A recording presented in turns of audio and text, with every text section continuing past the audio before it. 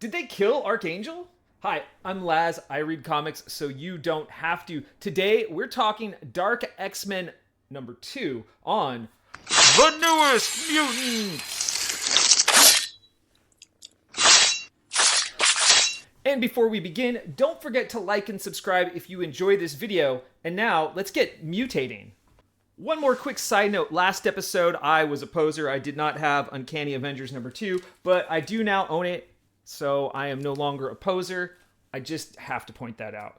Now we're actually going to talk about Dark X-Men number 2. So our story begins telling the story of the Goblin Queen. Not our Goblin Queen, Madeline Pryor, but one of the many multiverses Goblin Queens, and the exact Goblin Queen that we saw at the end of Dark X-Men number 1. Now, there is no more Madeline Pryor in this Goblin Queen. No, the dark magics that she used to gain power have weeded that person out. Now she just sits in this Orcus black site. These Orcus scientists that guard over her have given her Archangel's body, and they want her to put him in the field. We cut to our Goblin Queen, Madeline Pryor, in a similar situation, actually, using her powers to help revive Havoc, aka Alex Summers. Gambit enters the room to find out how it's going, and Madeline just, psychically slams the door in his face. Elsewhere, in the Limbo Embassy, Maggot is confronting Azazel about abandoning Archangel to an unknown fate with Orcus, and he wants to go back to save Archangel. But they all know that Warren isn't there anymore, and going back would be dangerous for them all. After Maggot storms off, Azazel makes a comment to Gambit about being strange bedfellows when Havoc, who looks like he was just brought back to life, shambles out of the room with Madeline Pryor. His first concern, however, as a true X-Men, is the new recruit. It's Carmen Cruz. Havoc asks, what her mutant name is, and she had been going by the name Gimmick, but wants to change it. Madeline reads her mind and says, faint. Back with Orcus and the Goblin Queen, here we are introduced to two Orcus operatives, Valens and Kroll. Valens and Kroll are agents who are experts in obtaining unique assets for the field. We find out that the Goblin Queen was an asset that they obtained, and also a test subject to remove mutant powers using the quote-unquote Blight Swill elixir, which is obtained from Otherworld. It didn't work on her, as she had actually outgrown her mutant powers long ago for her, magical infernal powers. Finally, we learn that Valens specializes in the arcane, while Kroll specializes in cybernetics. We see some examples of their work right here.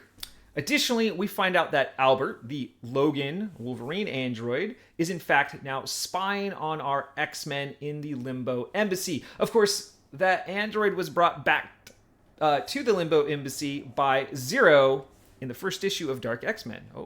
Back to Carmen, Faint, Cruz, and Havoc. They're having a conversation. Alex is telling her about the team. She's a little skeptical, but Havoc is adamant that mutants need the X-Men right now, and he's committed. Madeline summons her X-Men now into her Cerebro room. We find out that her version of Cerebro isn't psychic in nature like Professor X is, but traffics in souls. She dons the helmet, and she can see all the mutants that need her. Where do they go first? They go to Mexico. Upon arrival, there is debate about whether Carmen should stay with the group in Mexico, being so young and inexperienced. Madeline makes the argument that the mutant that they are searching for is not even 20 years old, and having a young person with them would be beneficial. Maggot is against it, but Carmen wants to stay with the group. Azazel and Gambit then leave on another mission, and the other Dark X-Men then approach a hill covered in mushrooms and fungus. We then cut to a familiar figure on a boat. It's Callisto. Do we remember Callisto? Leader of the Morlocks. She's with a few other Morlocks on this boat, and the sea is very peaceful, but the skies not so much. An aerial attack is incoming. Morlocks are getting slaughtered left and right, and then just in the nick of time, Azazel and Gambit arrive via teleportation. It's too late for some of these Morlocks, but who could have done this? What being would be so vile as to kill Morlocks on a boat? It's Archangel. Or at least it's his body, but instead of the face of Warren Worthington III, a cold, lifeless skull rests upon his neck. And that's the book! Welcome now to the part of the episode where I thank you for making it this far. And as always, I love to ask a question here. And that question is Archangel redeemable? Is he even alive? His new form is frightening, but will he remain an antagonist for the X-Men, or will he somehow return to the fold?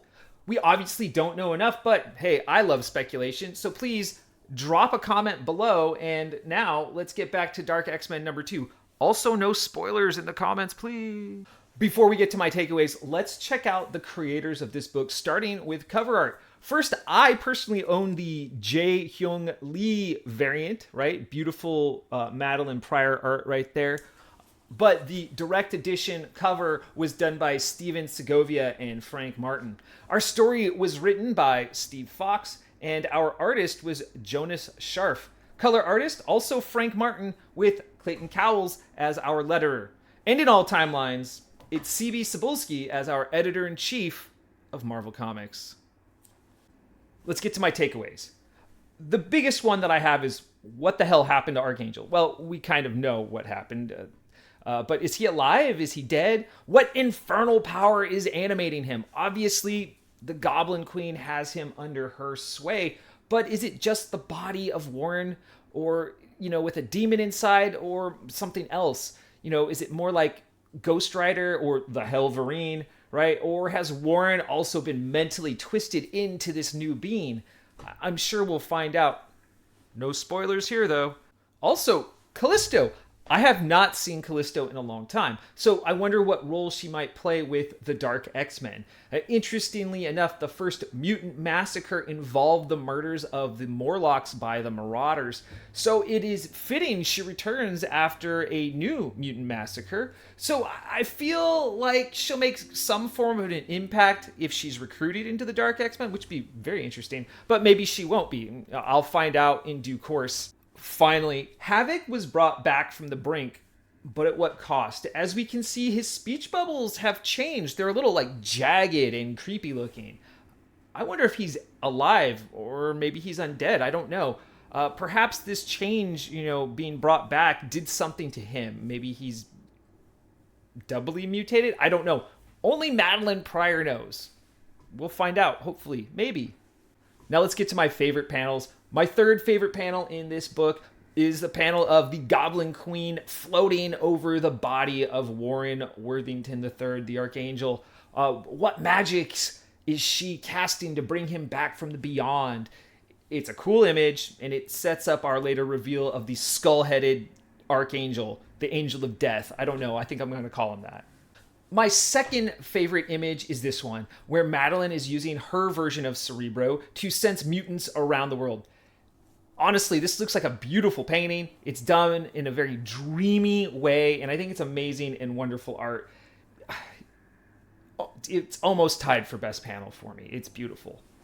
Still, it's not my number one. That belongs to the Angel of Death, or at least that's what I'm going to call it. And also, it is the final panel of the book with the resurrected Archangel with the skull head flying above the X-Men and Callisto over the boat in the ocean. It is beautiful. It's a full panel image, or a full page panel.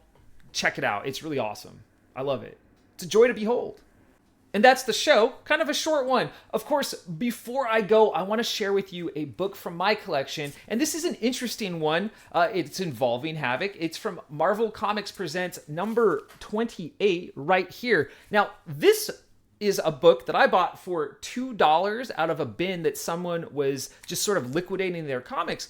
And I think it was, not sorted right, because if you look very closely, right there, that is an autograph from the artist Mark Silvestri. Now, I know it's a Mark Silvestri autograph because I met Mark last weekend at San Francisco Fan Expo, and I got him to sign Mr. Sinister's first appearance, which I will show at another date to prove that I, in fact, have Mr. Sinister's first appearance autographed by Mark Silvestri. But it's the same autograph. It was really cool. It cost me $2. Absolute steal. And that's it. Next time on TNM, we're going to be talking about Alpha Flight Numero Dos. But until then, this has been The Newest Mutants!